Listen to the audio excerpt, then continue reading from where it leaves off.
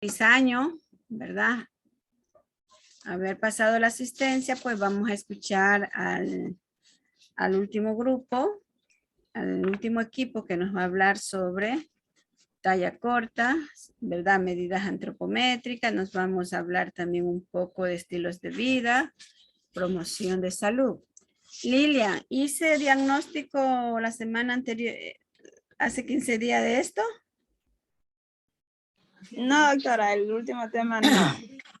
Ya, entonces vamos a hacer un diagnóstico. Doctora, buenos días. Voy a hacer un diagnóstico, asistencia al final. Voy a hacer un diagnóstico. Cabe señalar que hoy es el último día, en este caso, del diagnóstico. Y yo tengo muchas personas que no han contestado. A ver, Leslie Suárez. Dígame, doctora. A ver, Leslie, ¿qué me puedes decir sobre talla corta? Doctora, no hay problema que no le prenda la cámara. ¿Ya? Ya. A ver, disculpe, ¿qué me estaba diciendo? ¿Qué me puedes hablar sobre la talla corta? Ah, ya, listo. Lo que se refiere a lo de la talla corta, constituye al primer motivo de una consulta de, endocrinología pediátrica. Se considera que un paciente de talla baja, cuando su talla se encuentra más de 2 desviaciones estándar por debajo del promedio de la población esperando para su edad o su sexo, o debajo de su perceptil de 3, el 80% de la población de niños cuya talla entre -2 o -3 corresponde a una variación normal, o sea, la talla baja familiar o constitucional. En cambio,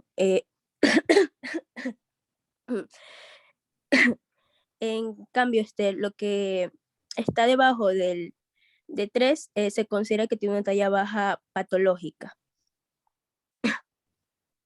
¿Ya? Eso es lo que pude. Leslie, ¿y un niño normalmente cuando nace, cuántos centímetros debería de pesar? Un niño normal. Sí, que nazca. Mm,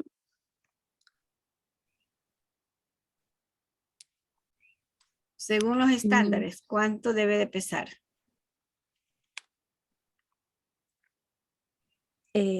¿Cuánto debe pesar?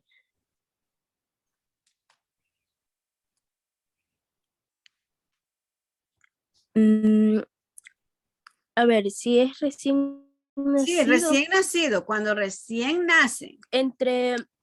sería como 2,5 a 3.3 o 3.4.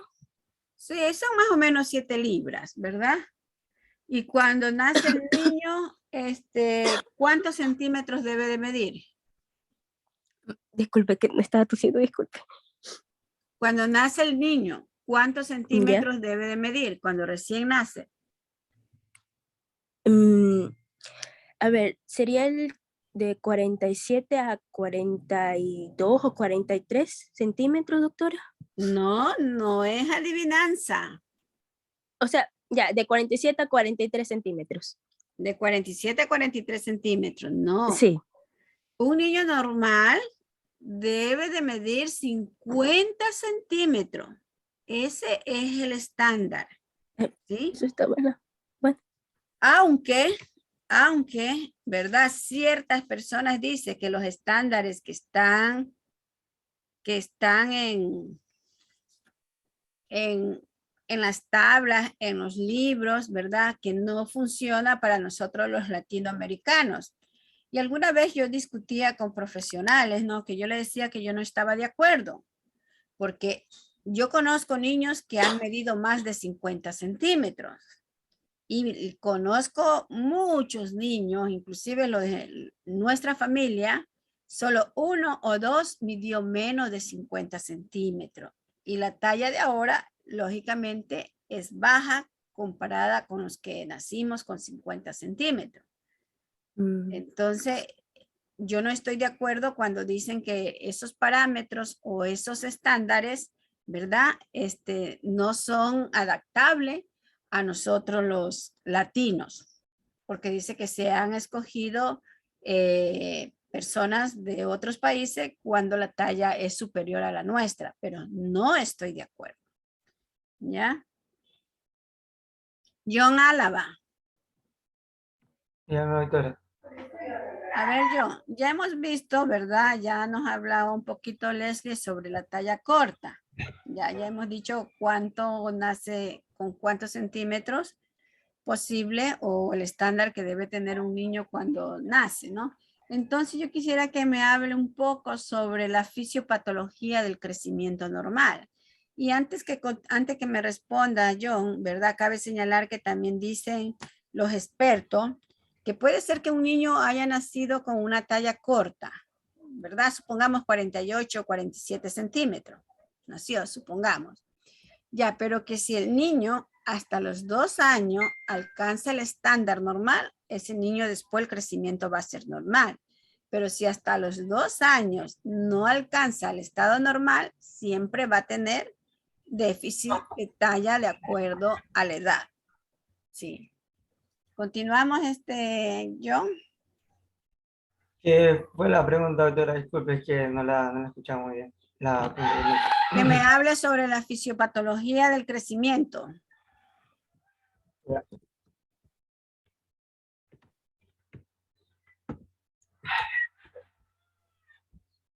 ¿Sí leíste, John? Sí, doctora. Ya, entonces respóndame y prenda la cámara. Es que estoy desde el celular, doctora. Esa es una falla. Ustedes saben que a mí me gusta ver las caras cuando me respondan. Ustedes ven que yo nunca apago la cámara. A ver, responda. Ya, doctora, la fisiología del crecimiento humano comprende lo que es el periodo dinámico que está aquí, se inicia desde la segmentación del cigoto y termina en lo que es la complementación de la adolescencia. Es que aquí se va a caracterizar por el crecimiento de los huesos largos y esta fase va a corresponder a lo que es el periodo prenatal, lactancia y la infancia y lo que es la adolescencia. Pero no me dices nada, pues. ¿Cómo? Claro, o sea, si has leído tienes que decirme, tienes que explicarme bien. Ya, bueno, entonces sería, doctora, bueno, ya. En sí la base de la fisiopatología del crecimiento normal, aquí es el conocimiento de lo que es el patrón normal, que va a ser lo que es el crecimiento de un niño, sus factores regulares, que va a ser la base para poder detectar diversas situaciones patológicas. Esta aquí se va a dividir en lo que es el patrón de crecimiento, lo que es el componente fetal de primera infancia, lo que es el componente prepuberal o la fase de la infancia, lo que es el componente puberal, los fenómenos de crecimiento y recuperación de la calvinización y programa, y eso sería, doctora, en eso se divide. No me deja satisfecha. Cabe señalar que ustedes, cuando realicen el internado, ustedes van a tener que recibir niños. Si es que no tienen que también hacer el parto. ¿Sí? Entonces, ¿ustedes cómo van a medir al niño? ¿Cómo si ustedes no entienden, si ustedes no leen? ¿Sí? Si ustedes no leen cómo es este fenómeno de la talla corta. ¿Cómo ustedes pueden dialogar cuando supongamos usted recibe un niño que tenga una talla de 42 o de 43, como dijo la compañera, que ya eso es demasiado corto? ¿Cómo usted podría discutir con otro profesional si no conoce? Un voluntario, por favor, de los que faltan. No hay voluntario. Angie. Angie Salazar. Esta niña la he llamado con hoy día 3 veces. Kevin Salazar. Igual, 3 veces. Después yo no quiero problema porque hoy es la última oportunidad. Jordan Zambrano. Presidente, 3 veces también lo he llamado. Ana Mendoza.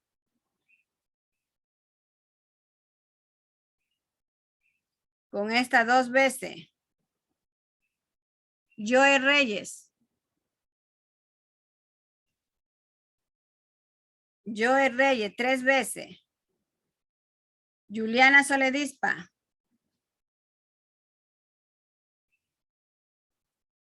Juliana Soledispa, 2 veces.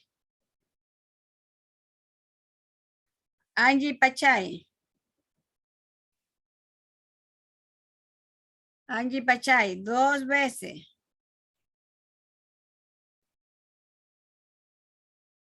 Ya, después yo no quiero problemas. Yo no puedo estarle diciendo a los estudiantes, a ver, contesten, yo los llamo y no responden. Así que ya a mí se me escapa de las manos. Que conste que las veces que he llamado se ha grabado la clase y lamentablemente creo que un día no se pudo grabar porque me botaba el Zoom, pero yo tengo allí, cada vez que llamo pongo una rayita, entonces si hay 2 rayitas quiere decir que yo los he llamado 2 veces. Bueno, vamos a la exposición, ¿verdad? De los compañeros.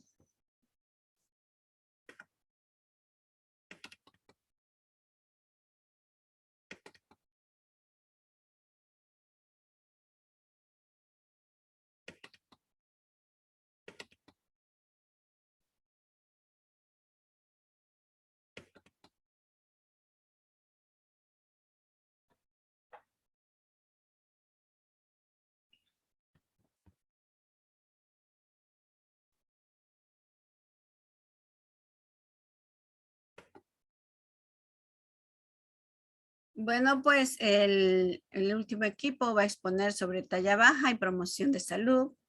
Dirán presente Calderón Cedeño Yandri. Presente, doctora. Delgado Carla. No está. Presente, doctora. Delgado Carla. Quiñones Lilian, si está. Velázquez. Presente, doctora. Velázquez Cedeño Diego. Presente, doctora. Ya, ahora sí, bueno, vamos a iniciar con la exposición, ¿verdad? Lilia, ¿quién empieza? El compañero Yandy, doctora. Ya, Yandri, te escuchamos. Listo. ¿Se me escucha bien? Sí, joven. La siguiente diapositiva. Primero vamos a hablar, antes de hablar de talla baja, vamos a hablar sobre el crecimiento. Este es el proceso biológico más característico en la edad pediátrica y este se va a extender desde la concepción hasta la finalización de la maduración esquelética y sexual. Este va a conllevar lo que es un incremento de la masa, pero también una progresiva maduración que lleva al sujeto a adquirir una capacidad plena funcional. La talla y el ritmo madurativo van a estar determinados por varios mecanismos genéticos y epigenéticos. Estos van a interaccionar a lo largo de todo el proceso de crecimiento con factores ambientales, tanto intrínsecos como extrínsecos. De forma que para que el potencial genético de crecimiento de un individuo no se vea limitado, va a ser prescindible que todo funcione bien, ya sea en nutrición, su entorno psicosocial, su medio interno, estructuras físicas, sus mecanismos biológicos. Por esto, la valoración del crecimiento de un niño va a constituir un indicador muy sensible para su estado de salud y bienestar, y este va a formar parte de todos los programas de prevención de la salud en niños. La siguiente.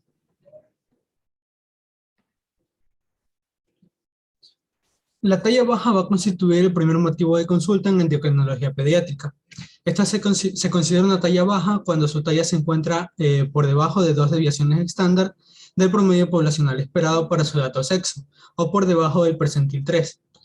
El 80% de la población de niños cuya talla está entre -2 y -3 desviaciones estándar va a corresponder a una variable normal como talla baja familiar o constitucional. Por el contrario, los que están por debajo de 3 desviaciones estándar se los considera que tienen una talla baja patológica. La siguiente.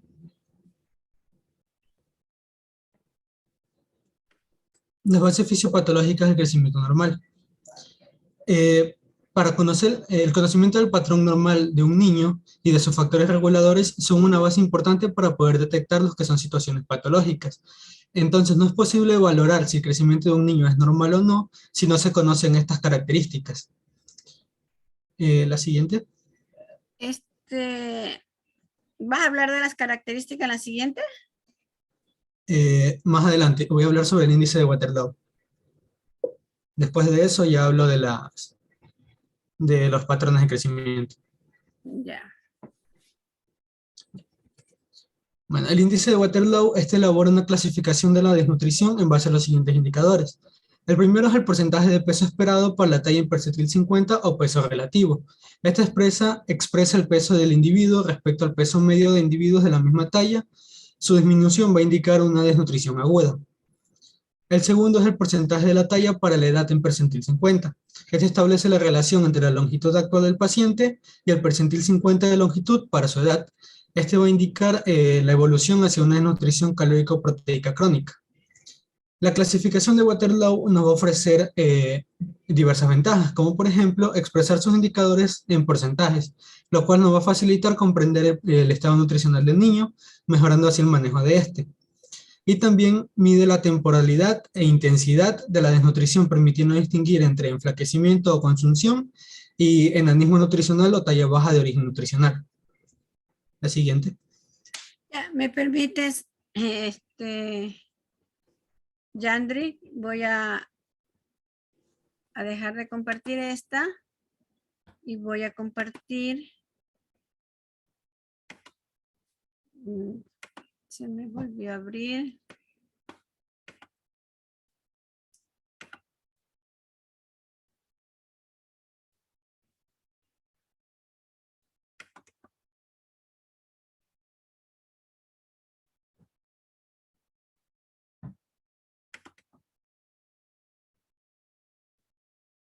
Voy a dejar abierto esto que ya mismo lo voy a necesitar, ¿verdad?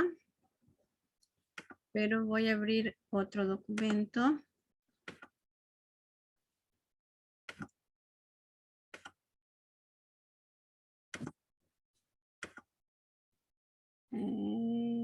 Aquí.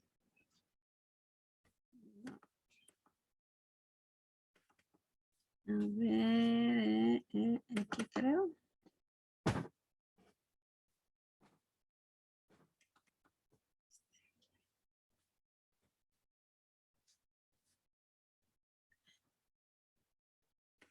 Bueno, cabe señalar que yo este material yo ya les expliqué, ¿verdad? Inclusive les hice una grabación y se los envié, pero como el compañero ha tomado en cuenta los indicadores de Waterloo, pues yo también los traigo a colación. Creo que es aquí que lo tengo. Sí.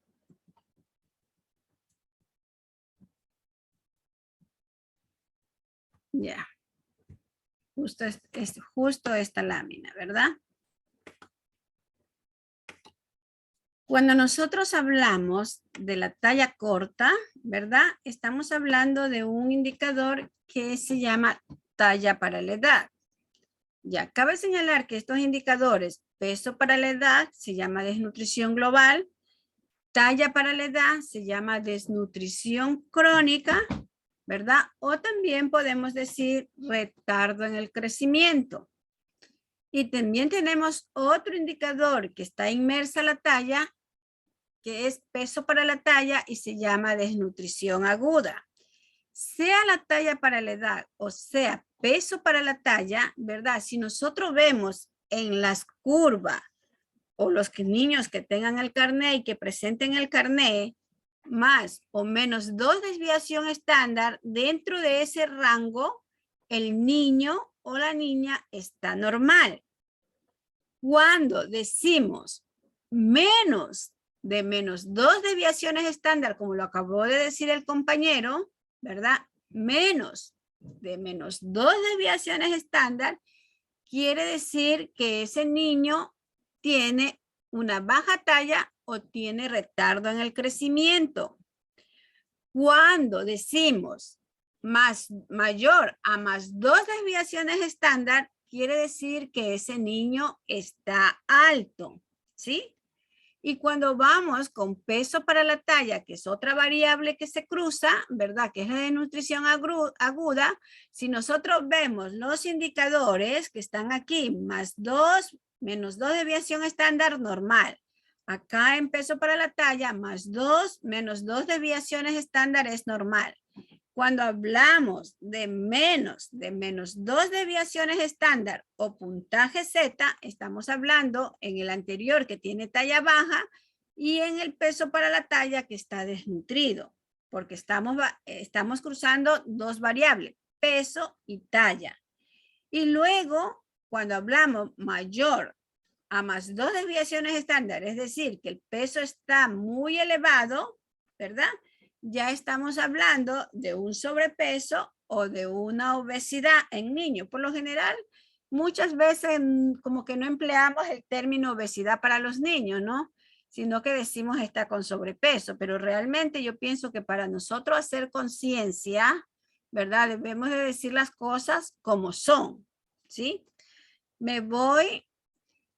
Esta es la curva, ¿verdad? Aquí está longitud por edad, es decir, talla para la edad. Longitud les dije anteriormente que es de 6 meses hasta los 2 años. Ahí se llama longitud. Y esa longitud se la toma acostada, no de pie. Ya, imaginémonos que esta es la curva, ¿verdad? Y si que yo tuviera un niño, por decir, estos de aquí son los meses. Imaginémonos de 10 meses. Si ven aquí el 10 es 10 meses. Ya, lo tenemos aquí en 10 meses. Luego tiene una longitud, imaginémonos que tiene de, estos son los centímetros, 10 meses, que tenga una longitud de 66 centímetros. Si nosotros hacemos el cruce 10 y 66 centímetros, ¿verdad? El punto que nosotros marcamos debe de ir aquí. Entonces, como está dentro de lo verde, eso es lo bueno de los carnets y de las fichas, que lo verde significa normal, ¿ya? Entonces quiere decir que está normal. Imaginémonos otro caso, que tiene 10 meses, pero que este niño tiene 10 meses, que tiene 65 centímetros, ¿verdad? Yo marco 10 meses, acá está el centímetro y saldría aquí. Aquí en este donde ven el cursor, ¿verdad? Aquí iría el punto y quiere decir que nuestro niño o nuestra niña está con retardo en el crecimiento o tiene una talla baja para la edad que tiene el niño. Imaginémonos los mismos 10 meses, ¿verdad? Vemos acá. Y yo digo que este niño tiene una talla de 80 centímetros. Entonces vemos 10 meses, 80 centímetros, lo que está fuera del verde, quiere decir que ese niño está alto. Que ese niño tiene más talla de la que debería de tener, ¿sí? Entonces siempre guiémonos por los colores. Es verde normal, lo que está abajo del verde es un déficit y lo que está sobre el verde es un exceso, sea en peso o sea en talla. Ya vámonos, que de pronto les toca, de pronto les toca el carnet, creo que tengo aquí también, ya. Si vemos aquí el carnet, ¿verdad? Aquí en el carnet tenemos peso para la edad y talla para la edad. Tenemos dos tablas, ¿verdad? Y que yo alguna vez les dije que yo compartía esta, más no la nueva guía. ¿Por qué? Porque yo para ver la evolución del niño tengo que mirar muchas hojitas. En cambio, yo con esta página del carnet estoy viendo dos indicadores, peso para la edad y talla para la edad. Entonces yo digo, ya, este niño está peso para la edad, está teniendo un peso para la edad, Lo único que nos dificulta aquí es los números que son más chiquitos, ¿verdad? Aquí está 8, 10 meses ya. Imaginémonos que este niño está aquí en lo verde, ¿verdad? En talla para la edad. Entonces yo comparo, tiene un buen peso para la edad, y me voy acá a los 10 meses y veo que también está una talla adecuada para la edad. Entonces yo podría decir que el niño está creciendo y está con el peso adecuado para su edad. Pero estoy viendo los dos indicadores y puedo hacer una comparación de los dos. Pero cuando tenemos las libretas, nosotros tenemos que ir dando la vueltita a la hojita para buscar los indicadores y para hacer una comparación. Entonces, es a esto lo que el compañero nos hablaba sobre menos de -2. Cabe señalar que pueden ser menos de -2 desviaciones estándar, pueden ser menos de -2 puntaje Z, ¿verdad? Y cuando hablamos de percentiles, para los percentiles hay otra tabla, ¿sí? Hay otra tabla que inclusive ahí se trabaja con el índice de masa corporal para la edad. Entonces, dependiendo de cuánto te salga el índice de masa corporal, tú buscas la tabla de los percentiles y ya tú puedes decir que está en un percentil 5º, ¿verdad? O que está en un percentil 3, o que está en un percentil 2, o que está en un percentil 1.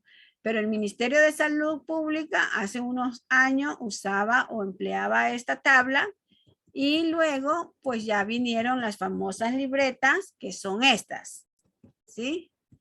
Estas son las libretas. Y estos son los indicadores o puntos de corte de Waterloo a lo que se hacía referencia el compañero. Pregunto, ¿está entendido? ¿O hay que volver a explicar? Yo no tengo ningún problema para volver a explicar. ¿Sí? Tendré que buscar ejemplo, pero yo explico. Lo importante es que ustedes entiendan. ¿Hay alguna duda?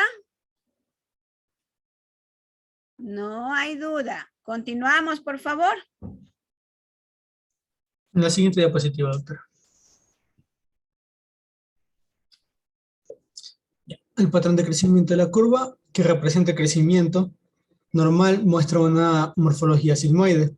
A finales de los años 80, Kalberg propuso un modelo matemático de la curva conocido como modelo ICP, según la cual la curva de crecimiento normal estaría formada por la suma y solapamiento de 3 componentes, lo que es la fetal primera infancia, prepuberal o segunda infancia y puberal. El objetivo de este modelo es relacionar sus distintos componentes con los factores biológicos de los que dependen, de forma que la alteración o el retraso en la aparición de uno de estos componentes va a permitir una orientación diagnóstica de las distintas patologías. La siguiente.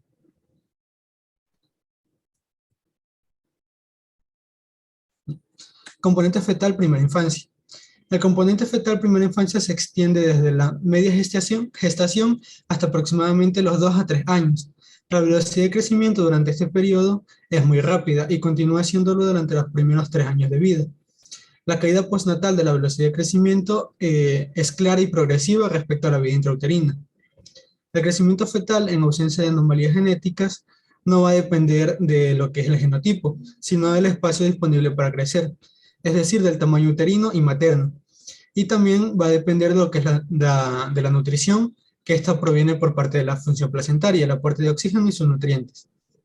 Después del nacimiento y durante los primeros meses de vida, la nutrición va a continuar siendo el principal factor determinante del crecimiento, pero la influencia del genotipo se va sobreponiendo progresivamente.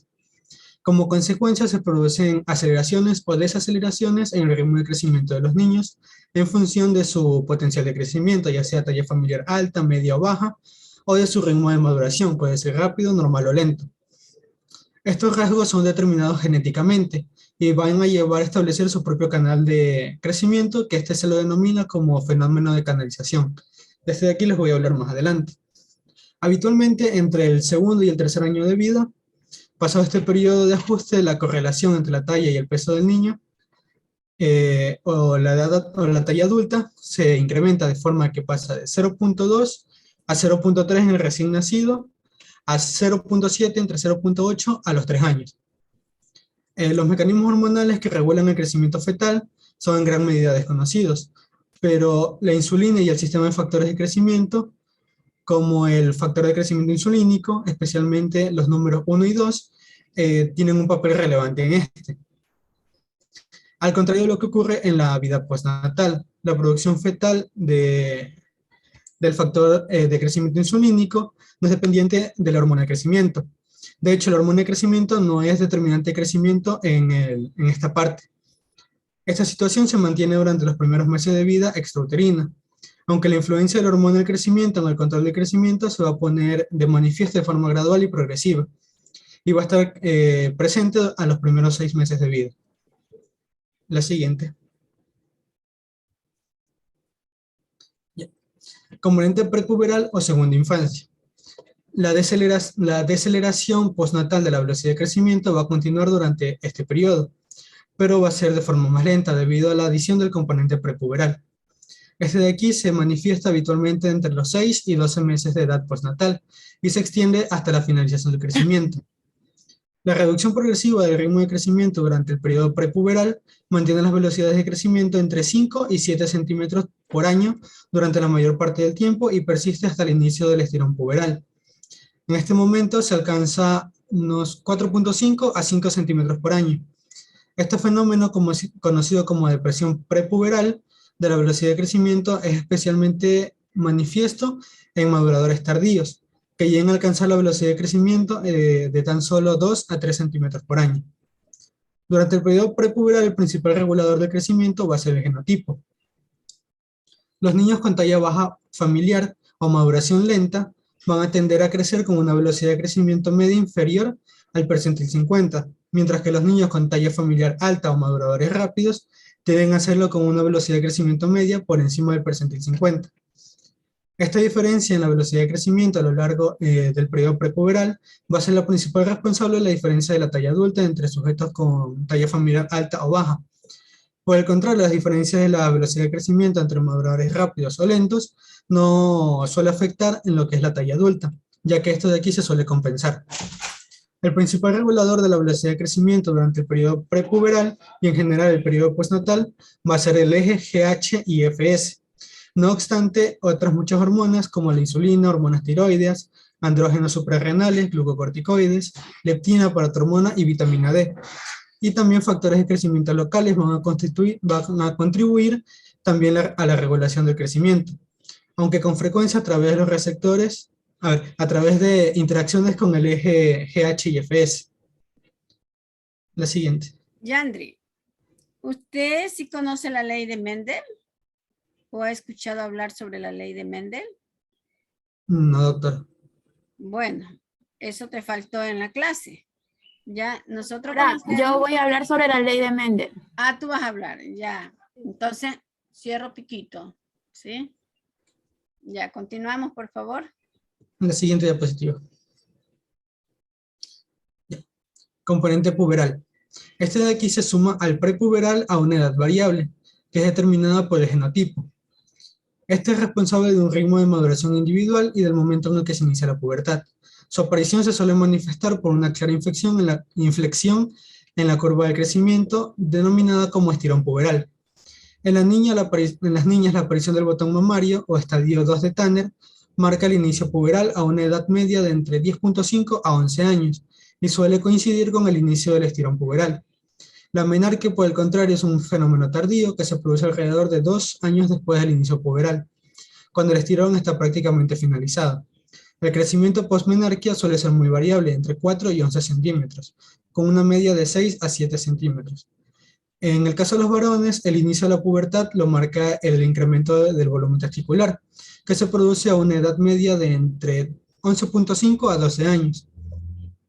A diferencia de las niñas, el estirón puberal no va a coincidir con el inicio de la pubertad, sino que se inicia aproximadamente un año después, a los 12.5 a 13 años, en un estadio 3 de Tanner y unos 2 años más tarde que en las niñas. El crecimiento se hace en los varones y en las mujeres a una edad media de entre los 21 y 17 años. La ganancia de talla desde el inicio del estirón hasta la finalización del crecimiento va a suponer entre unos 20 a 30 centímetros en los varones y unos 23 a 27 en las mujeres. Y va a predominar proporcionalmente el aumento de tronco sobre el de las extremidades. La magnitud del estirón va a ser similar en sujetos con talla familiar alta o baja. Con respecto al ritmo de maduración, los maduradores rápidos no solo van a crecer a un ritmo mayor durante el periodo prepuberal, sino que tienen un estirón puberal más potente que los maduradores normales, y esto a su vez mayor que el de los maduradores tardíos, compensándose así el de mayor o menor número de años de crecimiento prepuberal. Es por esto que una maduración normal pero adelantada o retrasada respecto a la media modifica la edad a la que alcanza la talla final, pero no la magnitud de esta. Los 2 años más de crecimiento prepuberal que tienen los niños y la mayor amplitud del estirón puberal determinan los 12.5 a 13 centímetros de diferencia entre la talla adulta de ambos sexos. La responsabilidad de la aparición del componente puberal de la curva de crecimiento va a estar correspondido por los esteroides sexuales, no solo porque poseen acciones anabolizantes directas sobre el cartílago de crecimiento, sino también porque estos incrementan la secreción de la hormona de crecimiento, de forma que la actuación sinérgica de los esteroides sexuales y de la hormona de crecimiento va a ser la responsable del estirón puberal, pero también va a ser responsable del cierre de los cartílagos de crecimiento y de la finalización de estos. La siguiente. Yandri, le pregunto, y cualquiera de los que están presentes pueden conversar, ¿no? ¿Usted cree que puede menstruar una niña de 6 años? ¿Y puede menstruar una niña de 9 años? En el caso de la de 9, creo que me pareció haber leído que sí en ciertos casos, pero no sé de qué depende. Pero sí he leído que ha pasado. Ya, alguien que sepa, que conozca. Aquí está abierto el foro, tienen oportunidad de participar correctamente los que ya nombré al inicio de clase que no tienen diagnóstico. Si ya no lo hacen, ya más oportunidades no les puedo dar. Bueno, como nadie quiere participar, cabe decir, Yandri, que yo conozco un caso, ¿no? La niña ahorita en esto creo que tiene, bueno, ya terminó el colegio de tener 19 años. Esta niña menstruó a los 6 años. Entonces la está atendiendo el médico, ¿verdad? La niña le dio lupus, ¿ya? Entonces el doctor dijo que el lupus no había sido tan severo porque como que la niña ya menstruaba, ¿no? Como que el lupus dice, bueno, si ya menstrua, es una persona adulta, ¿no? Pero que si la niña no hubiera menstruado, el lupus hubiera sido en un porcentaje más severo porque le daba a la niña, ¿no? Entonces, bueno, hay estudios endocrinológicos, a la niña ha estado ingresada en el hospital, ¿verdad? En Guayaquil, en el Omni Hospital y todo eso, o sea, anduvo, pero nunca dijeron el por qué la niña había menstruado. Y ojo, y la niña cuando tenía 6 años era bien delgadita, ni siquiera es que tenía un porcentaje de grasa elevado, ¿verdad? O un índice de masa corporal elevado.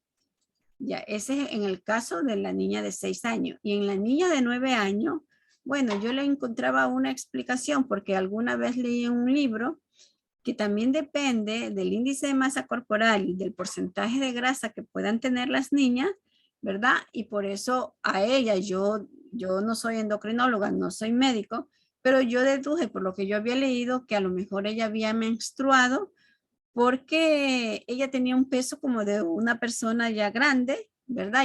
Y también tenía una talla porque a ella, no sé, el estirón puberal como que se le adelantó.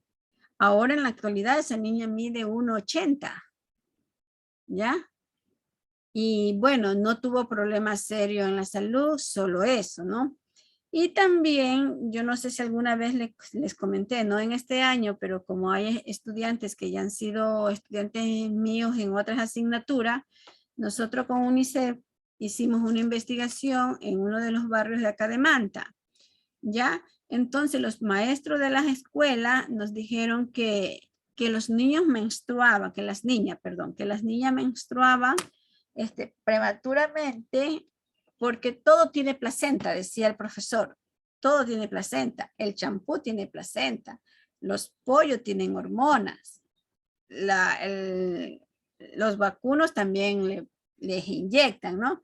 Y la explicación que él también nos profundizó es que dice que a los niños les gustaba comerse las alitas de los pollos y que justamente en esa parte de las alitas de los pollos era que ponían, en este caso, la vacuna esta de hormona para que los pollos que nacían, pues ya a los 2 meses, 3 meses ya eran comibles, ¿verdad?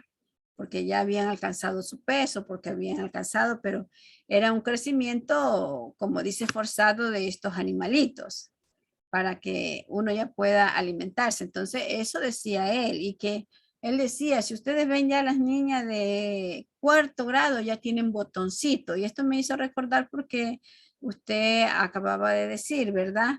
Que ya a las niñas se le comienza a aparecer el botón mamario, pero usted nos hablaba también a una edad entre 10 y 11 años, ¿no? Pero acá las niñas de 3er grado, decía el profesor, ya tenía botoncito. Y me parece que a lo mejor los profesores de aquella escuela, de aquel barrio, ¿verdad? A lo mejor habían comentado, ¿no? Habían hecho un conversatorio y ellos llegaron a esa conclusión. Claro está, no tienen un conocimiento científico en el sentido de que ellos nunca hicieron una investigación, ¿verdad? Porque ustedes saben que para hacer una investigación de esa índole, pues se necesita dinero, ¿no? Bueno, antes no se necesitaba esto del consentimiento informado, pero sí, siempre se va a necesitar dinero, independientemente de cuántos años atrás o cuántos años más adelante, ¿sí? Y nosotros le habíamos dicho a UNICEF, ¿verdad? Que por qué no se hacía una investigación para corroborar si es que los profesores de aquella escuela tenían o no tenían la razón, ¿sí? Entonces, ahí hay una interrogante, ¿no? ¿Será que de verdad todo lo que no... Bueno, yo digo que ya no sabemos qué nos llevamos a la boca. Si son alimentos naturales, si son alimentos transgénicos, ya nosotros no sabemos. Porque los alimentos que vienen empacados sí te dicen transgénico, pero los alimentos que tú les encuentras al granel no se sabe si son transgénicos o son naturales, ¿no? Entonces uno viene y los compra. Entonces, esa es la problemática, ¿no? Imagínense que ya ustedes por ahí, a eso es que yo digo, ¿no? Ustedes, la modalidad de graduación, ¿no? Supongamos que vayan a hacer una tesis, entonces de todo esto, no solamente de los temas que yo hablo, sino cualquiera de sus otros docentes, ¿no? Que ustedes vayan anotando en un cuadernito, en una libreta y posibles temas de investigación, ¿no? Por ejemplo, si ustedes van a hacer su internado, ¿verdad? A lo mejor se van a encontrar con casos como esto, que niñas muy tiernas menstruan, ¿verdad? Y como buscarle una explicación. Ya cabe señalar que en la modalidad de titulación de ustedes, pues hay el examen complexivo, el examen, la tesis, el proyecto de investigación, ¿no? Y que, bueno, yo no sé a dónde le ven la relevancia, ¿no? Porque sí dicen que el tema sea relevante, ¿no? Entonces, no sé, yo tampoco no he revisado si hay en la bibliografía virtual casos que hayan visto sobre esta problemática, ¿no? Para tener un fundamento teórico científico para poder iniciar ustedes, quien quiera que sea, una investigación. Y no solamente en la época del internado, sino que a lo mejor ya cuando ustedes sean profesionales, pues les entre este bichito de la investigación y querer saber el por qué se producen fenómenos. Si ustedes trabajan en una institución pública, ¿verdad? Y ustedes quieren hacer esta investigación, pues tranquilamente la institución pública debería ¿cómo dice? No encuentro la palabra adecuada. O sea, de apoyarlo con un factor económico para que ustedes puedan hacer la investigación. ¿Sí? Entonces, imagínense cuántos temas podríamos hacer como investigación, ya cuando ustedes son los nuevos profesionales que están creciendo, que están naciendo y que tienen esa hambre de investigación.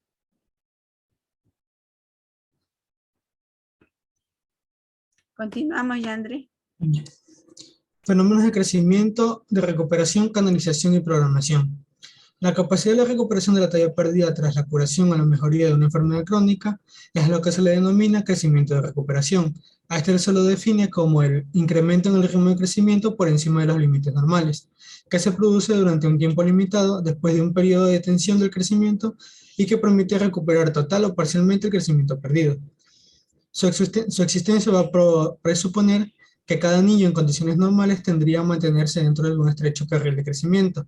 A esto se lo conoce como canalización del crecimiento. Entonces, según ya lo mencionado, cuando un niño por acción de una determinada patología se desvía de su canal de crecimiento, el organismo no es solo capaz de percibirlo, sino que cuando la patología desaparece, tiende a recuperarlo.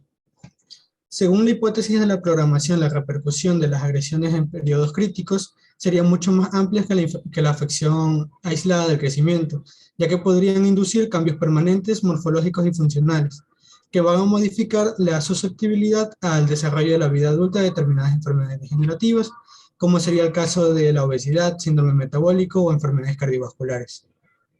La siguiente. Concepto y epidemiología del hipocrecimiento. La normalidad de una talla no puede establecerse solo en relación con la edad, sexo y la etnia del sujeto, sino que al ser un rasgo genético e influenciado por el ritmo madurativo, se debe analizar también su contexto familiar y en función del ritmo madurativo individual de cada sujeto. La correlación de la talla de un niño con su contexto familiar suele hacerse comparando su talla diana con su expectativa de talla adulta. La talla diana también se denomina talla genética. Es simplemente la talla esperable para los hijos de una pareja determinada, asumiendo un proceso normal de herencia y unos efectos ambientales sobre el crecimiento similares a los de las generaciones anteriores. La fórmula más comúnmente empleada para calcularla es la desarrollada por Tanner, a partir de la talla media parenteral ajustada al sexo del niño. En cuanto a la predicción de la talla adulta, esta puede hacerse de diferentes maneras. Se puede incluir o no cálculos de la talla media parenteral, pero todas ellas tienen en cuenta el ritmo madurativo individual, que se valora en la práctica clínica mediante la edad ósea. La fiabilidad de los métodos de predicción de la talla adulta es relativamente escasa y tanto menor cuanto menor es la edad del niño. El método más sencillo para utilizar la talla proyectada es la que se calcula extrapolando la talla final que alcanzará el niño a partir del carril de crecimiento para la edad en la que se encuentra y siguiéndolo hasta los 18 o 20 años. Si la edad ósea está retrasada o adelantada, es preferible extrapolar la talla final a partir de la talla para la edad ósea. La talla final también se puede predecir mediante diferentes métodos matemáticos, todos los cuales vayan a tener en consideración la edad ósea como indicador de grado de maduración alcanzada. El más utilizado en la clínica por su sencillez y fiabilidad es el método de Bailey-Pineo, que tiene en consideración únicamente la talla del niño y su edad ósea determinada por el atlas de Greenwich-Pyle.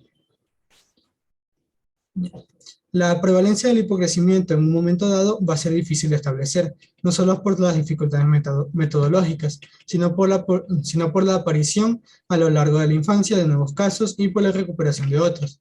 Entonces, si consideramos aisladamente el concepto estadístico de talla baja como una talla por debajo de 2 desviaciones estándar, para su edad, su sexo y su etnia, el 2.3% de la población entraría en el concepto de hipocrecimiento. No obstante, el número de sujetos que se miden en estudios poblacionales es insuficiente para determinar con fiabilidad los extremos de la curva de Gauss que representa la distribución de la talla. Y dado que es más factible que el crecimiento sea gravemente frenado que acelerado, es probable que el porcentaje de tallas baja vaya a ser superior al 2.3% si se considera además las otras posibles definiciones de hipocrecimiento. Entonces es probable que el número de niños con hipocrecimiento sea superior al 3 al 5%. La siguiente. Yandri, ¿usted ha aplicado estas fórmulas? No, doctor.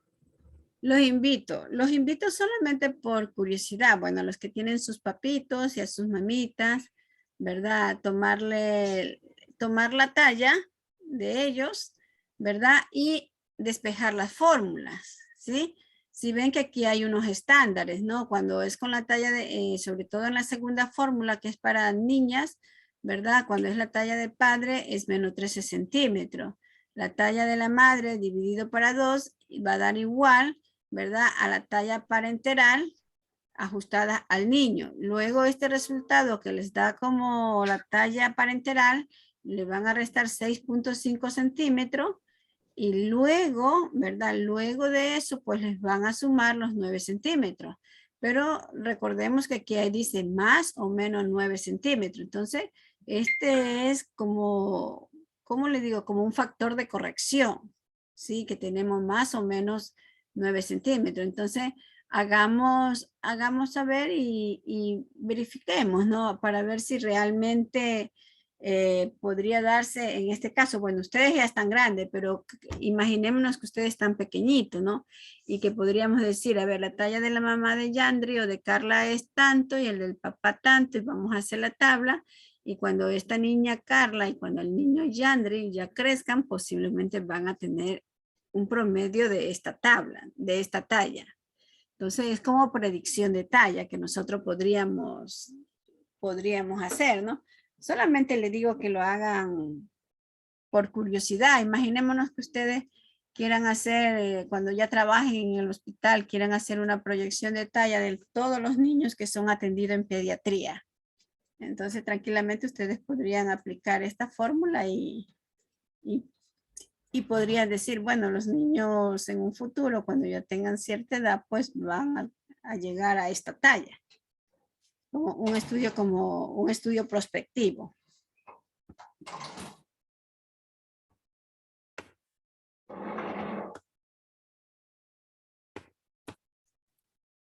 Continuamos.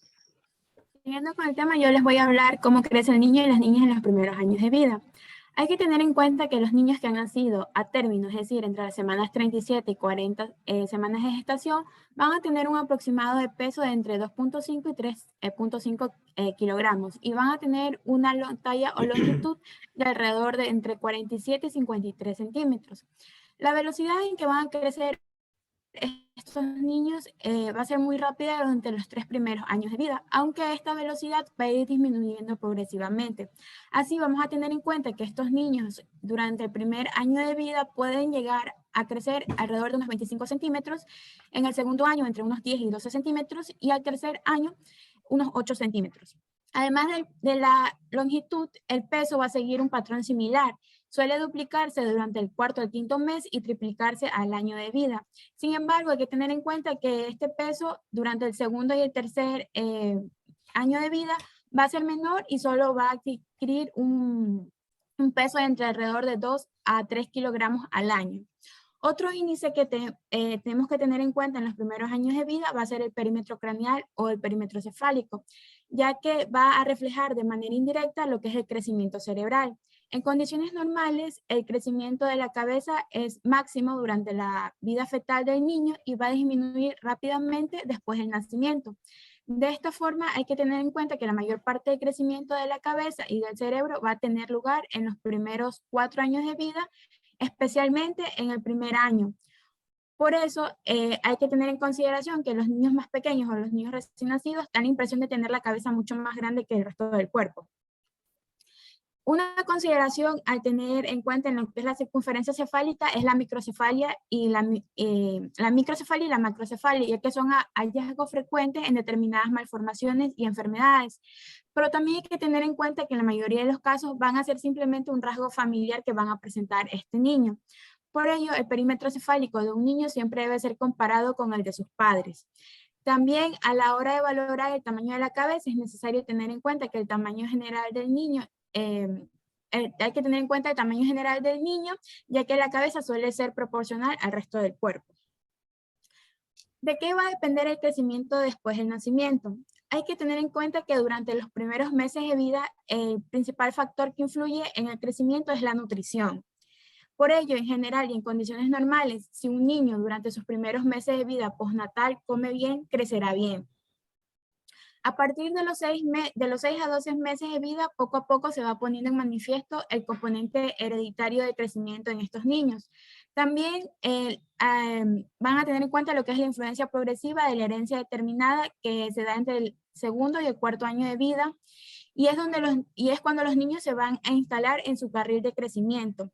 Y que en este carril estos niños se van a mantener hasta el inicio de la pubertad. Por ello, los niños con talla familiar alta o un ritmo madurativo rápido experimentan un periodo de aceleración de crecimiento que los hace alcanzar el carril de crecimiento más alto, mientras que los niños que van a tener una talla familiar baja o un ritmo madurativo lento van a desacelerar lo que es el ritmo de crecimiento hasta colocarse en un carril de crecimiento mucho más bajo.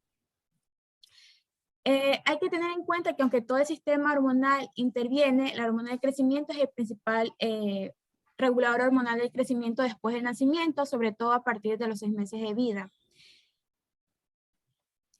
Siguiente, doctora, por favor. Ya, perdón Carla que te interrumpa, ¿verdad? Estimados estudiantes, vemos que Carla nos ha presentado 2 tablas, ¿no?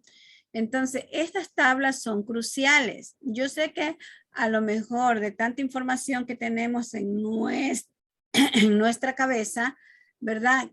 Yo les rogaría a ustedes que se compren una fundita plástica de esas donde se meten los papelitos, no sé, así como yo tengo aquí las asistencias de este año, ¿verdad? Yo por lo general me manejo así, con las funditas, ¿verdad? Y luego las archivo en un folder por 2 o 3 años y ahí ya las desecho. Entonces ustedes pueden hacer inclusive esta tabla que tenemos aquí, donde habla sobre el peso promedio y sobre la estatura, ¿verdad? Para que ustedes, cuando les toca rotar por pediatría, ¿verdad? Siempre la tengan presente. Ah, nos toca rotar pediatría, entonces tenemos que saber, ¿verdad? Con cuánto debe nacer un niño, cuánto debe pesar promedio. Ya ustedes no se asusten si pesan un poquito más o si son un poquito de la longitud, la tengan un poquito más, ¿no? Lo más preocupante que también sería es que un niño nazca con una talla. Nosotros tenemos aquí que un niño y una niña, ¿verdad? Con 50 centímetros punto 3, pero sería un poco como preocupante si un niño nace con 43, como lo dijo la compañera en el diagnóstico, ¿no? Con 43 centímetros. Entonces aquí ya podríamos decir que tiene una baja talla, ¿no? Y por lo general, pues también, aunque cuando hablamos de peso, ¿no? Si el niño pesa más, pues tendríamos que ver por qué el niño salió con mayor peso a lo debido, ¿no? Nosotros decimos, ah, qué bien, nació gordito, etcétera, etcétera, qué lindo, pero eso también puede deberse a un estado patológico de la madre, ¿no?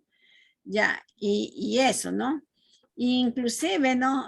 Cabe señalar que hay niños que tienen 10 años y si tú vienes y le vas a hacer un reconocimiento físico, un niño que siempre y cuando rebase la talla, ¿no? Supongamos aquí tenemos hasta la tabla de 8 años, ¿verdad? Un niño tiene 122,86 centímetros, es lo normal. Imaginémonos que ese niño de 8 años tiene una talla de 150 centímetros y si nosotros le hacemos un reconocimiento total de su cuerpo, vamos a visualizar muchas estrías, ¿verdad? Porque él ha rebasado la talla que debería de tener. ¿Sí? Entonces como que la piel para ajustarse a ese crecimiento, ¿verdad? Va a tener que estirarse un poco. Entonces uno puede presenciar esas estrías como que parece que hemos estirado una tela y de tanto que he estirado la tela parece que se va a romper, ¿no? Entonces, todas esas marcas nosotros podemos visualizar en los niños cuando tienen una talla mayor, ¿sí? Y también cuando nos habló la compañera sobre la circunferencia cefálica, si ustedes recordarán, ¿verdad? En el carnet infantil, ¿verdad? Aparece un apartado que dice AGAR, APGAR, ¿no? Donde se miden 5 indicadores que si el niño completa 10, quiere decir que no hay problema, pero si un niño ya esos indicadores, la suma de todos esos 5 indicadores da 5 o da 6, quiere decir que vamos a tener problema con ese niño, ¿sí? Yo les decía que deberían de, cuando les den pediatría, ¿verdad? Pedirle al pediatra que les explique, ¿verdad? mucho más esto del agar, mucho más sobre el perímetro cefálico, ¿no? Porque también cabe señalar que el perímetro cefálico es un indicador de nutrición, ¿sí?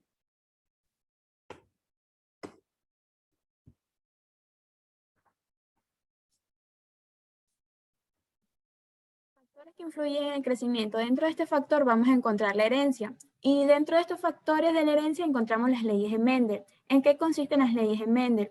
Las leyes de Mendel van a ser los principios que establecen cómo ocurre la herencia, es decir, el proceso de transmisión de las características de los padres a los hijos.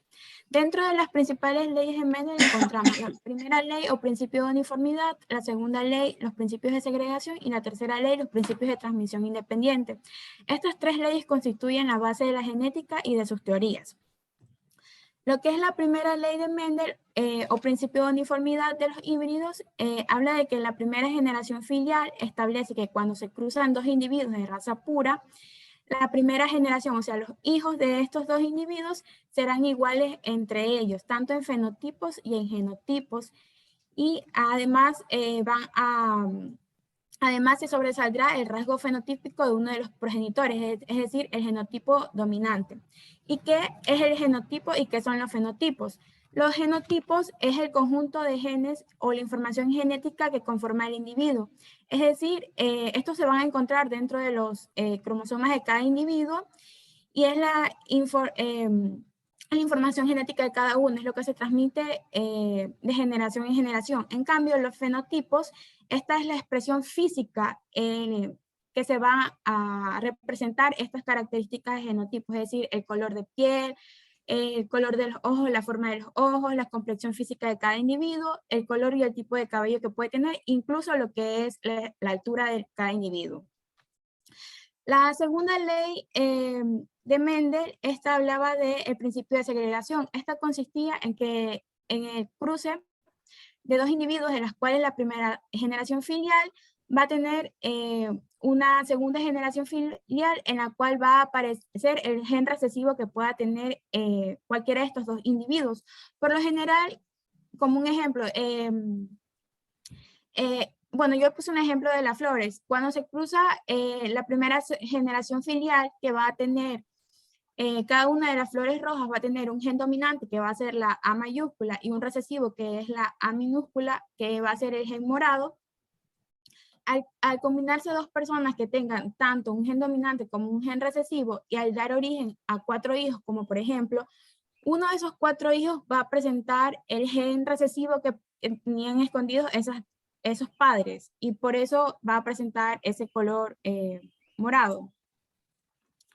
La tercera ley de Mendel, o principio de transmisión independiente, consiste en establecer que hay rasgos que se pueden heredar de manera independiente. Sin embargo, esto solo ocurre en los genes que se encuentran en cromosomas diferentes y que no intervienen entre sí o en genes que están en regiones muy distantes en el cromosoma.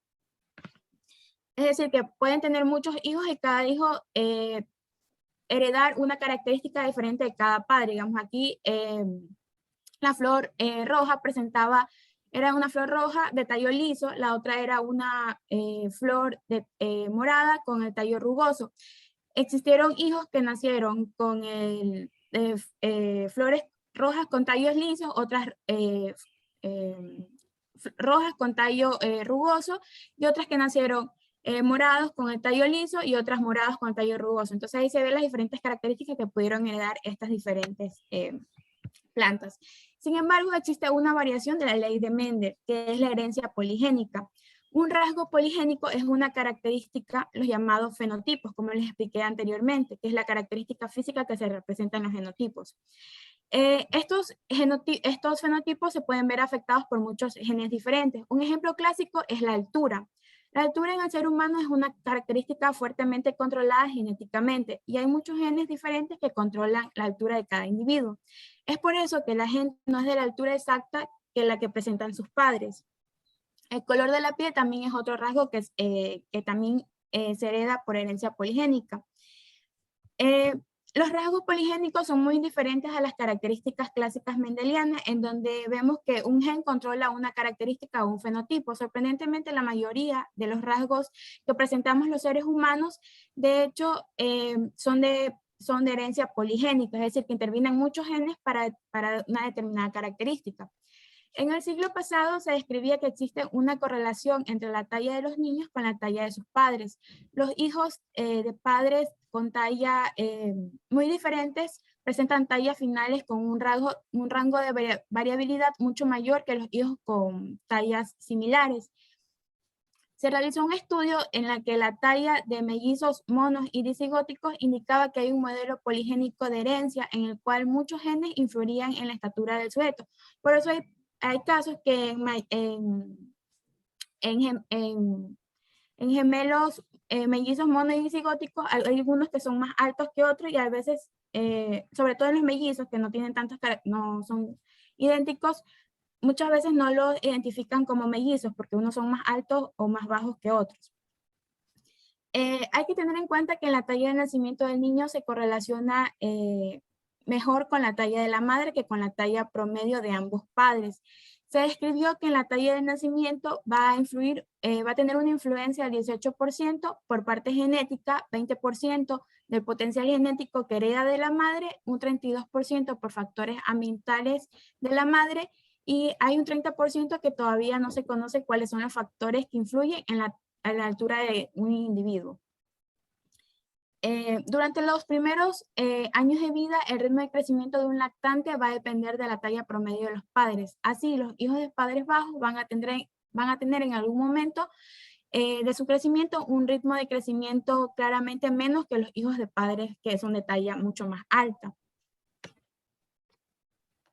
Siguiente, doctora, por favor. Ya, voy a dejar de compartir, ¿verdad?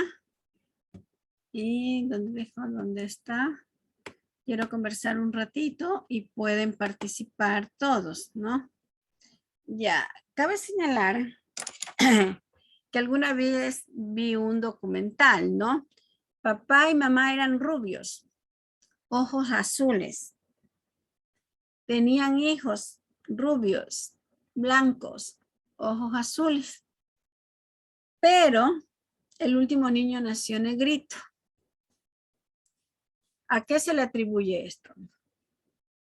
Conversemos, a ver, está abierto el foro. Hay chicos que no tienen participación, pero si ya no participan, ya no.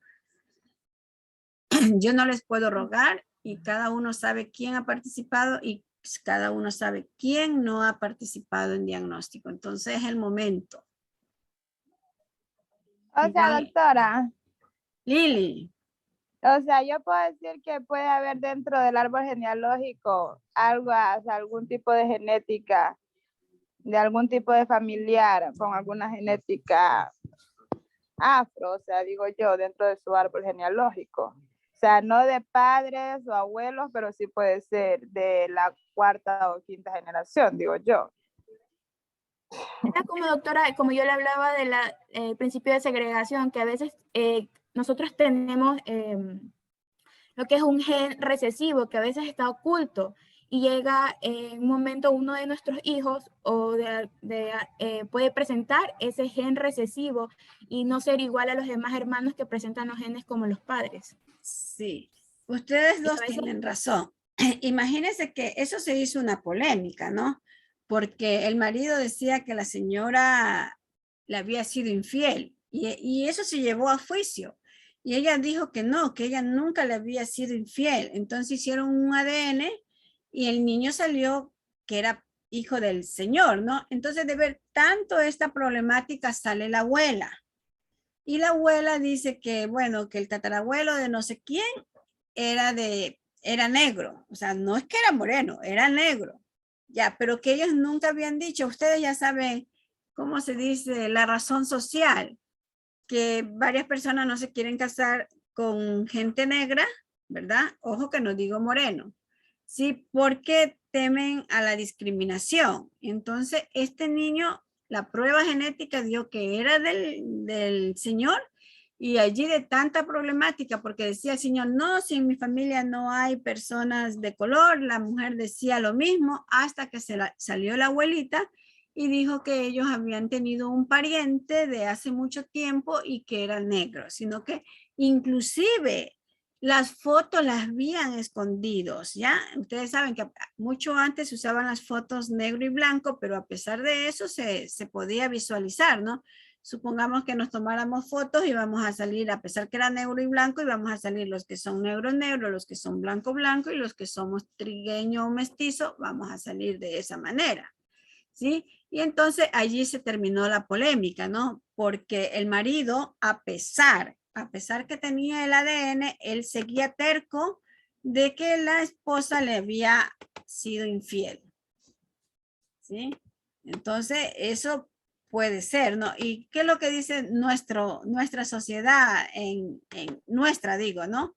¿Qué dice nuestra sociedad? Dice, es del vecino, es del lechero, es de no sé qué, pero eso es porque ellos no conocen, ¿verdad?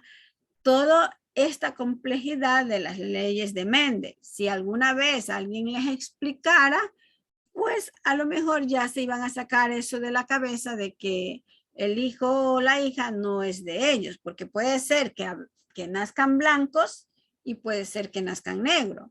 Por ejemplo, mi abuelo por parte materna es ojos azules, era ojos azules y cabello blanco, no cabello blanco de cana, cabello blanco, ¿sí? No, los hijos de mi mamá, ninguno nació con ojos claros. Mis primos cercanos, mis primos hermanos, ninguno es ojos claros, pero los otros primos que son de otra generación, una vez nosotros hicimos de los intriagos, decíamos la intriagada, en todas las mesas, menos en los hijos de mi mamá y en los hijos de las dos hermanas de mi mamá, habían ojos claros, pero en las otras mesas, todas las mesas tenían ojos claros.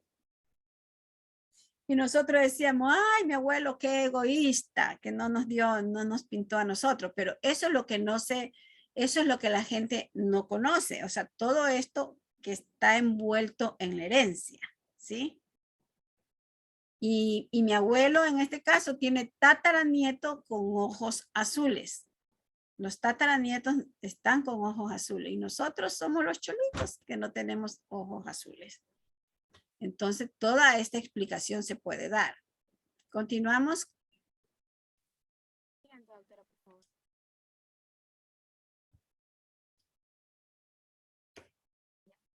Evaluación inicial del niño con talla baja. El enfrentamiento inicial de un niño con talla baja debe considerar la evaluación de una serie de indicadores de crecimiento que nos van a permitir hacer una estimación aproximada de los cambios somáticos que va a experimentar el paciente con el tiempo. Dentro de estos parámetros o indicadores van a ser la curva de crecimiento, la medición de estatura, la talla absoluta, la velocidad de crecimiento, la relación peso-talla y la talla diana o carga genética. La curva de crecimiento, como habíamos visto, es la curva que se va a obtener a través de todos los indicadores correspondientes. La medición de la estatura, como la doctora en clases pasadas nos indicó, en lo que son los niños, hay que obtener sobre todo una correcta medida, de obtener las medidas correctas de una forma correcta. El paciente debe estar descalzo con los instrumentos adecuados, usando lo que es un estadiómetro fijo en la pared, con una barra móvil de 90 grados y una escala métrica en los niños de 2 años en adelante. Y en los infantes o lactantes se utiliza lo que es el infantómetro o podómetro para medir lo que es la talla. Lo que es la talla absoluta, hay que tener en cuenta que una talla menor a -3 de desviación estándar debe considerarse siempre una talla patológica, mientras que la mayoría de los niños que crece entre un percentil entre 3 y 5, en general no tiene una patología, sino que va a corresponder a variantes normales, es decir, que va a presentar una talla baja familiar. Lo que es la velocidad de crecimiento, esta va a estar expresada en centímetros años y constituye uno de los elementos críticos en la evaluación de un paciente con talla baja. Una velocidad de crecimiento normal es un buen y precoz indicador de la salud de este niño o niña. Debe ser establecida en un periodo no menor a 3 meses en el lactante y a los 6 meses en el niño mayor. Hay que considerar que en los primeros 2 años de vida un sujeto adquiere lo que es el carril de crecimiento que corresponde a la carga genética y por lo tanto en ese periodo puede ocurrir cambios en la curva de crecimiento, como lo explicaba mi compañero, lo que es la canalización. posterior y hasta el inicio del desarrollo puberal no es habitual cambiar de carril de crecimiento, y siempre que se produzcan estos cambios en el carril de crecimiento se debe realizar una evaluación global de este niño o niña. También hay que señalar que luego de los 2 años no se deben producir cambios en la curva que sean mayores a 0,25 desviación estándar al año. Y lo que es la velocidad de crecimiento varía hay que tener en cuenta que varía en distintas etapas de la vida, y es importante destacar que un valor mínimo se alcanza en la edad escolar previa al inicio puberal y no debe ser inferior a 4 centímetros al año. Lo que es relación peso-talla, este parámetro es importante evaluar, sobre todo la talla de un niño en el concepto de su curva de peso. Así, por ejemplo, aquel paciente en el cual se compromete primero el peso y luego la talla nos puede llevar a orientarnos a que el niño puede estar presentando una enfermedad sistémica como causa del hipocrecimiento, como pueden ser enfermedades renales, cardíacas, pulmonares o debido a una mala absorción. Por el contrario, cuando una talla baja se asocia a un incremento de peso, nos puede llevar a hacer un descarte de una patología endocrina, como puede ser un déficit de hormona de crecimiento o casos de hipotiroidismo o hipercortisolismo. Y lo que es la talla diana o caries genética es la talla final de un niño. Hay que tener en cuenta que la talla final del niño va a tener relación directa con la estatura de los padres, como mencionó anteriormente mi compañero. Ya, una vez establecido el diagnóstico de talla baja, se debe precisar la causa, para lo cual se procede a efectuar una exhaustiva anamnesis en el niño y también lo que es un examen físico, en conjunto con los exámenes complementarios de laboratorio y de imágenes. De esta forma podemos catalogar las causas de talla baja como un hipocrecimiento idiopático o patológico. Siguiente, doctora, por favor. Ya. Yo les traje esta imagen de la longitud para la edad en niñas de 0 a 24 meses. Este gráfico va a estar presentado, elaborado por la OMS sobre el patrón de crecimiento del 2016. En esta curva se grafican los 7 valores percentiles de la longitud corporal según la edad. Como lo explicaba el doctor anteriormente, en el eje horizontal se van a presentar lo que son las escalas y se van a ir desde, como esta tabla es de 0 a 23, van a ir desde los 0 meses, es decir, recién nacido, hasta los 24 meses, los 2 años de edad. Y en lo que es el eje vertical, aquí se van a presentar lo que es la longitud presentada en centímetros, y van a ir aumentando cada 5 centímetros desde los 45 centímetros, que sería la longitud estándar para los niños, o sea, lo más baja, hasta 95 centímetros. Y por lo general, en esta tabla de la OMS, que es por percentiles, se denomina que el percentil 50 sería el rango normal de longitud para estas niñas según la OMS. Ya. Siguiente, doctora, por favor. Ya. Marcando puntos en la gráfica de longitud o talla para la edad. La longitud de talla para la edad refleja el crecimiento alcanzado en longitud o talla para la edad según sea niño o niña. Este indicador nos va a permitir identificar si hay niños o niñas con talla baja a causa de un prolongado aporte insuficiente de nutrientes o por una enfermedad recurrente, o en algunos casos por maltrato que reciba este niño o niña. Para marcar un punto en una curva de longitud o talla se procede de la siguiente manera. Primero se debe marcar las semanas cumplidas, los meses y los años en las líneas verticales que van a presentar en esta tabla. Segundo, se debe marcar la longitud o talla sobre o entre las líneas horizontales tan exacto como sea posible para cada persona. Y para una mejor apreciación de las tendencias se debe unir una línea recta a los diferentes puntos marcados en cada uno de los controles. Si un punto marcado parece dudoso o si el médico no está confiado en esa toma que se dio de la talla para el niño, se debe medir otra vez al niño, ya que, por ejemplo, la longitud de un bebé no debe ser menor a la obtenida en la visita anterior que tuvo. Un ejemplo en esta curva que yo les traje, por ejemplo, es una niña llamada Ana.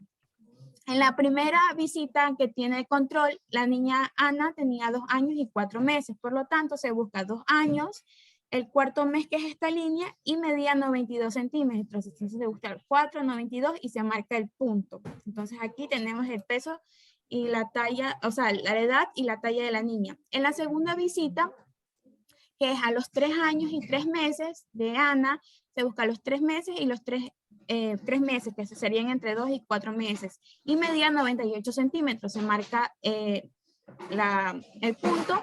Y en la tercera visita, que es a los 4 años y 2 meses, y Ana medía 103 centímetros, entonces se marca en la curva. Luego se unen los puntos y queda dibujada una curva. En esta se puede ver la tendencia de crecimiento en la talla de la niña y podemos ver que esta niña se encuentra en un crecimiento constante y adecuado. Bueno, aquí estaba la interpretación de la información revelada, como la doctora antes explicó, de mayor o menor,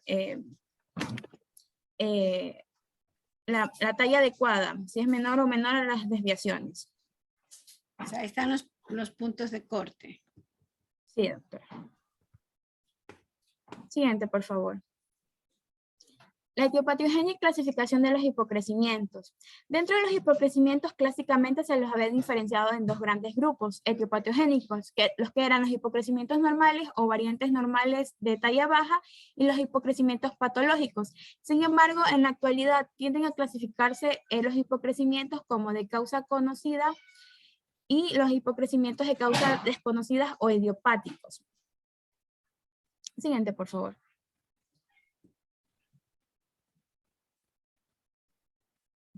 Ya. Los hipocrecimientos de causa conocida, estos van a representar alrededor del 20% de los hipocrecimientos y serían las consecuencias de trastornos patológicos que van a alterar la capacidad de crecimiento intrínseca de los tejidos por alteraciones en los mecanismos reguladores, por alteraciones en el ambiente interno, por alteraciones emocionales en los niños. Dentro de lo que van a ser alteraciones en los crecimientos intrínsecos de los tejidos, podemos encontrar patologías como la osteocondrodisplasia, alteraciones del metabolismo óseo, retrasos de crecimiento intrauterino, cromosomopatías y síndromes dismórficos. Entre los mecanismos reguladores pueden ser hipocrecimientos debido a patologías endocrinos, y en lo que es alteraciones del ambiente interno puede ser por una malnutrición y patologías crónicas en diferentes órganos y sistemas. Y en la parte emocional del niño pueden deberse a hipocrecimientos psicosociales. Desde un punto de vista etiopatogénico y diagnóstico, pero también terapéutico, es útil diferenciar también dentro de los hipocrecimientos el momento en que se inician estos, es decir, si van a ser pre o postnatal, y si se conservan o no las proporciones corporales normales, es decir, si va a ser un hipocrecimiento armónico o disarmónico. Los hipocrecimientos de inicio prenatal, estos de aquí suelen ser el resultado de una agresión en el ambiente fetal o también debido a defectos genéticos. Por el contrario, los hipocrecimientos de inicio postnatal suelen responder generalmente a una agresión iniciada en el niño fuera del periodo intrauterino. En lo que se refiere al mantenimiento o no de la armonía corporal, los hipocrecimientos disarmónicos son siempre patológicos y pueden ser congénitos, como en los casos de osteocondrodisplasias, pero también se pueden dar en casos menos frecuentes y son adquiridos debido a radioterapia espinal. Y lo que son los hipocrecimientos armónicos, estos suelen ser normales o patológicos. Siguiente, por favor, doctora. Ya. Los hipocrecimientos de inicio prenatal. Hay que tener en cuenta que se suele considerar a un recién nacido como recién nacido pequeño para su edad gestacional cuando su peso y su longitud al nacimiento se encuentran al menos 2 desviaciones estándar por debajo de la media para su edad gestacional. En los países desarrollados, solo de entre el 4 y el 7% de los recién nacidos van a ser recién nacidos pequeños para su edad gestacional. Sin embargo, es una de las causas más importantes de talla baja, ya que el antecedente de recién nacido pequeño para la edad gestacional se encuentra en el 20% de los adultos que presentan una talla baja. Entre el 80 y el 90% de los recién nacidos pequeños para la edad gestacional experimentan lo que es un crecimiento de recuperación que puede ser parcial o total durante el primer y el segundo año de vida y alcanzan una talla dentro de lo que es dentro de la normalidad. Sin embargo, entre el 10 y el 20% de estos niños que nacieron pequeños para la edad gestacional mantienen esta talla baja después de los 2 años y al menos el 50% de estos van a presentar una talla adulta baja.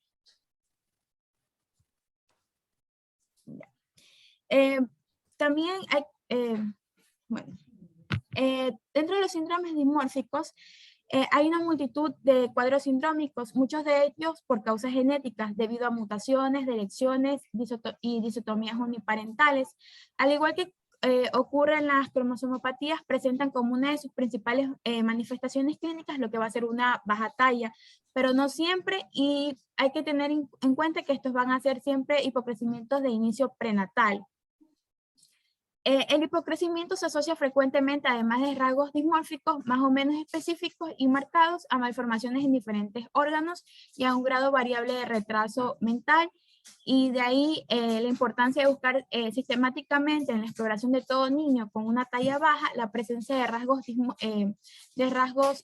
dismórficos o de síndromes que orienten hacia este tipo de diagnóstico. Siguiente, doctora, por favor. Esa ya lo dije. La siguiente, por favor. Bien. No, la anterior. Así está bien, doctora. Entre las cromosomopatías, doctora, por favor. Eso. Entre las cromosomopatías que merecen especial mención por su frecuencia van a ser el síndrome de Down y el síndrome de Turner. El síndrome de Down o trisomía 21, esta tiene una prevalencia de alrededor de 1 cada 600 recién nacidos vivos, mientras que el síndrome de Turner tiene una prevalencia de 1 por cada 2.500 a 3.000 recién nacidas vivas. Las características fenotípicas del síndrome de Down hacen que su diagnóstico se realice habitualmente en el periodo neonatal. Por el contrario, el diagnóstico del síndrome de Turner suele hacerse mucho más tardíamente, ya que sus rasgos sindrómicos característicos, como es la implantación posterior de cabello baja en forma de M, el hipocrecimiento mesomélico, donde va a presentar acortamiento de antebrazos y partes inferiores de las piernas. También va a presentar lo que es un cubitus valgo, deformidad de Mandelung, que es el acortamiento e incurvación del radio, con subluxación dorsal del extremo distal del cúbito. También va a presentar lo que es triangularización de los huesos del carbo, la fusión prematura de epífisis. También presenta acortamiento de metacarpios y metatarsios, paladar ojival, y va a presentar también lo que es desarrollo anormal de orejas, micrognatia y cuello corto. En algunos casos puede pasar desapercibido. En estos casos del síndrome de Turner, el fracaso de crecimiento se da a partir de los 2 a 3 años. Y estos niños con síndrome de Turner por lo general representan un 16% de recién nacidos pequeños para la edad gestacional. Por eso hay que tener en cuenta que cualquier niña con talla baja de causa desconocida, aún en ausencia de cualquier rasgo sindrómico que pueda presentar esta niña, es obligatorio realizar un cariotipo para descartar que esta niña pueda presentar este síndrome. Ya, en la talla baja del síndrome de Turner es casi siempre el signo por el cual los pacientes son remitidas a un profesional. Su crecimiento se caracteriza por una tendencia en un leve retraso intrauterino, así como la pérdida continua de talla durante la etapa prepuberal, especialmente a partir de los 7 años. Y en estas niñas también se va a ver la falta del estirón puberal, con una talla final de alrededor de 1,43 m en general. Siguiente, por favor, doctora.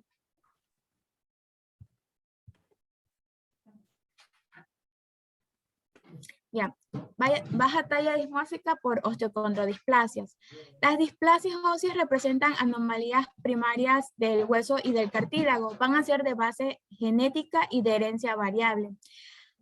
Habitualmente estas patologías dan lugar a una talla baja disarmónica Individualmente estas patologías son raras, pero colectivamente van a integrar un grupo numeroso, teniendo una prevalencia de 2 a 5 casos por cada 10.000 recién nacidos.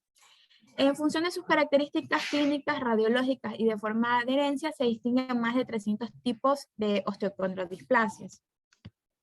El hipocrecimiento y la desproporción entre miembros y tronco puede ser debida a un acortamiento preferentemente de los miembros del tronco, y en algunas ocasiones puede haber una combinación tanto de acortamiento de miembros como de troncos. En lo que es el acortamiento de miembros se da en lo que es la acondroplasia, la hipocondroplasia y en la discondrosteosis de Leri-Wald. En lo que es el acortamiento de tronco, estas se pueden dar en mucopolisacaridosis y en displasias espondiloepificiaria.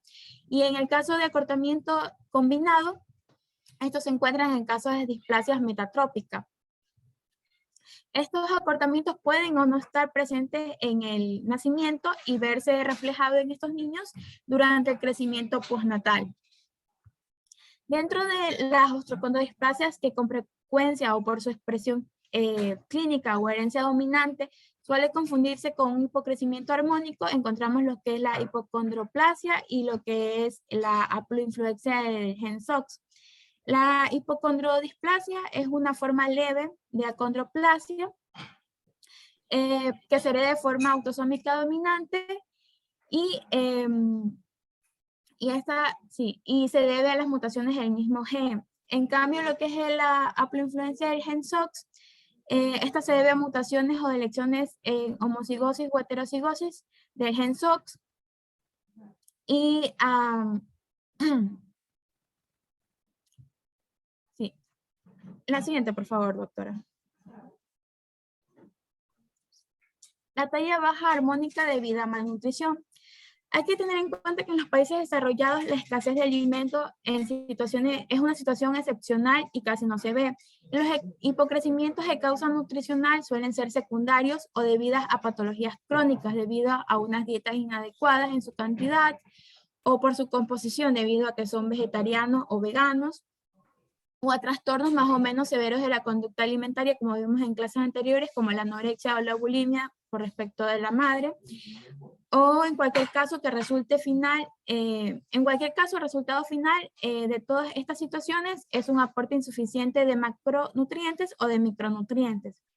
En lo que es la malnutrición calórica proteica, una pérdida o inadecuada ganancia ponderal suele acompañar o preceder a la alteración del crecimiento en 1 o 2 años. Si bien no siempre es así, el fracaso de crecimiento acompañado de un retraso de la maduración ósea y de la pubertad puede ser el mecanismo de adaptación a la disminución de nutrientes sin que se altere lo que es la relación peso-talla u otros marcadores clínicos bioquímicos de la malnutrición. En este proceso adaptativo que puede entrar este individuo, todo el sistema hormonal está implicado. Por eso son de especial importancia las alteraciones del eje GH y GF y también en lo referente a los déficits aislados de micronutrientes se ha demostrado que además de las deficiencias de calcio y de fósforo, algunos oligoelementos como el yodo, el hierro, el cobre y el zinc son capaces de provocar cuadros de retraso de crecimiento en los humanos. En los déficits vitamínicos aislados, la alteración del crecimiento no suele ser de una manifestación clínica precoz, con excepción las que son producidas por la vitamina D, que al igual que el calcio y el fósforo, está directamente implicada en lo que es la mineralización y el crecimiento óseo de las personas. Lo que son las infecciones recurrentes. Estas de aquí es un indicador que también influye en lo que es la baja talla en los niños.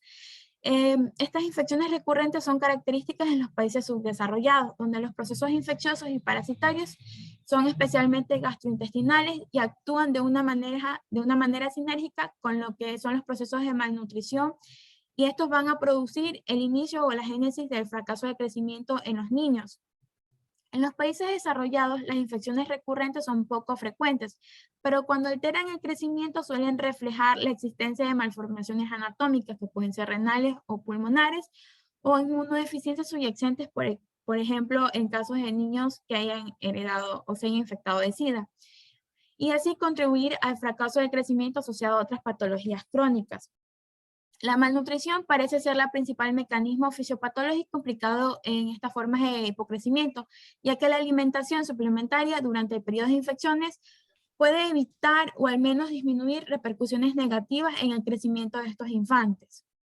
Por ejemplo, en este esquema que tenemos, se refleja la interacción entre la malnutrición y las infecciones recurrentes, y dando así como es el origen del hipocrecimiento. La malnutrición asociada a la pobreza y enfermedades crónicas y a dietas inadecuadas determina alteraciones en la inmunidad humoral y celular, favoreciendo así los procesos infecciosos y parasitarios, especialmente los gastrointestinales, a lo que a su vez induce una mayor malnutrición, cerrando así lo que es el círculo vicioso de este binomio de malnutrición y infecciones recurrentes.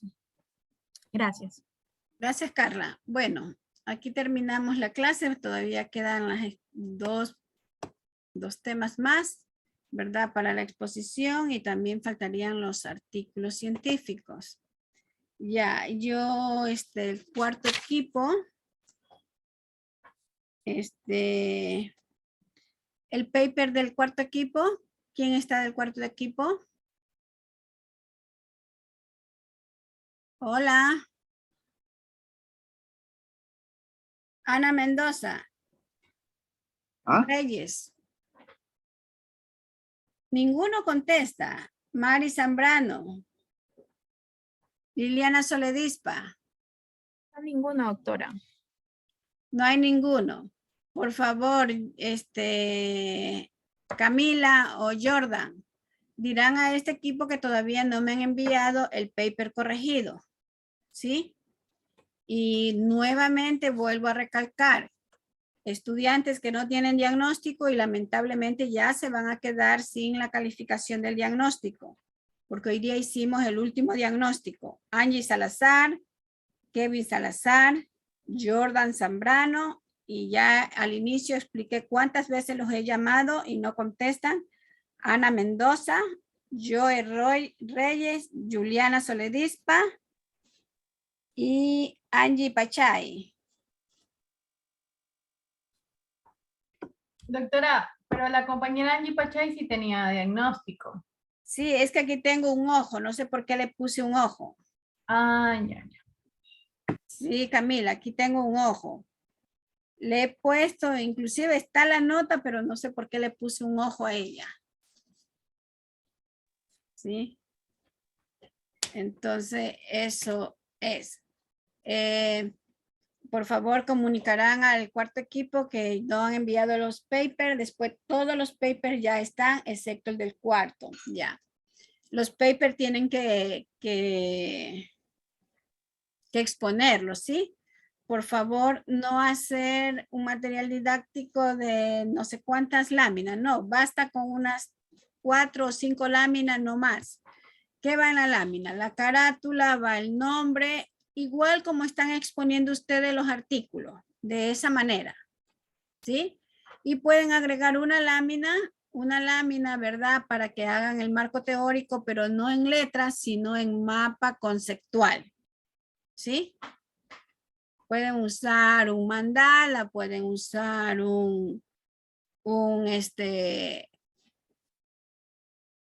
¿cómo se llama? Un marco conceptual de los cuadritos, o pueden usar estos mapas que llevan conectores, ¿verdad? Y eso ya es creatividad de ustedes, pero una sola hoja de el marco teórico o del desarrollo del paper.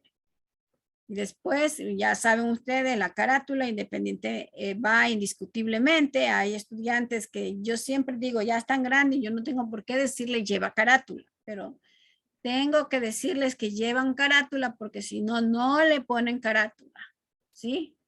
La carátula es la identificación del equipo. Luego van los objetivos, ¿verdad? Va el resumen, que ustedes tienen que hacer el resumen que está en el paper, ¿verdad? Pero palabras clave, no tienen que decirlo, ponerlo todo, sino que ya en el momento de hablar ustedes lo dicen. Ya va el mapa conceptual del desarrollo y va la metodología. La metodología es fácil porque es una revisión bibliográfica. donde revisaron que hay artículos, libros, revistas, etcétera, etcétera. Eso. ¿Alguna pregunta? Va también la conclusión, doctora. Ah, la conclusión también. Gracias, Emanuel. Sí, la conclusión también. Ya, bueno, alguien que llegó atrasado, vi que alguien llegó a las 10 de la mañana. Doctora, ¿y para cuándo sería la presentación de los papers? Ya, sería para la próxima semana. Ah, otra cosa, yo no sé si Jordan está el nombre, pero no lo escucho hablar, pero hablo con todo el curso y Camila. Te digo, yo sí necesito hacer prácticas con ustedes. Programen, por favor, más o menos dejando pasar unos 8 o 10 días de esto de Año Nuevo. ¿Sí? Si ya han pasado 8 o 10 días de Año Nuevo, ya nosotros podemos decir no nos ha dado COVID porque no tenemos la sintomatología ni nada por el estilo. Y allí nosotros podríamos ir a la facultad. Por suerte que ustedes son poquitos comparado con los otros cursos. Aquí tenemos 28. Podemos organizar que un día vaya a la mitad, porque yo con la mitad sí puedo salir. Y después vemos la otra mitad. O van como ustedes son 7 equipos, ¿verdad? En un día van 4 equipos, en otro día van los 3 equipos. Pero yo sí les rogaría que me ayuden con las balanzas. Las balanzas sí sea de baño. Ahorita no vamos a ver que las balanzas sean las adecuadas y no importa si es una balanza de baño, una cinta que lleve cada equipo una cinta métrica. Es un poco como para ponerlos así, por decir, el equipo 1 por allá, el equipo 2 por acá, el equipo 3 en esa aula grande que hay en medicina, y así evitamos estar en contacto, ¿sí? Evitamos estar en contacto. Sería la balanza. Si ustedes tienen un amigo carpintero, por favor prestarán 1 metro, esos metros que se alan, ¿sí? Prestarán, ya lo llevan desinfectado y llevarán la mascarilla y también su alcohol, ¿sí? Cada uno su alcohol, su botellita de agua si desean tomar, lo que sea. Entonces, porque yo realmente sí me siento súper mal que ustedes no hagan esto. Ay, también por favor, ya no les voy a pedir que impriman las curvas, porque ahí nos vamos a demorar más si imprimimos la curva. Yo les mostré hace un momento el carnet. Entonces yo prefiero que impriman el carnet del lado derecho y el lado izquierdo. Y lógicamente leyendo y escuchando lo que yo les mandé grabado sobre lo que acabo de mencionar, porque yo ya les grabé antes del primer parcial, ¿verdad? Les envié el link, les envié el video, los PowerPoint está subido en el Teams para que ustedes revisen, y así podríamos hacer. Entonces, más o menos, yo calculo que en esta semana terminamos la exposición de los compañeros, ¿verdad? La próxima semana, como por hoy, de hoy en 15, si nadie presenta sintomatología, ¿verdad?